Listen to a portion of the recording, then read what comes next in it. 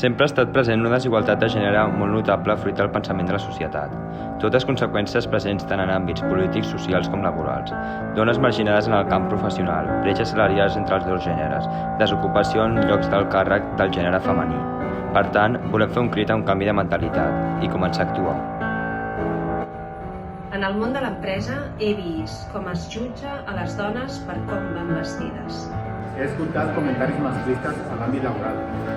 He observat que les feines relacionades amb la cura i l'educació dels infants es focalitzen sovint en les dones.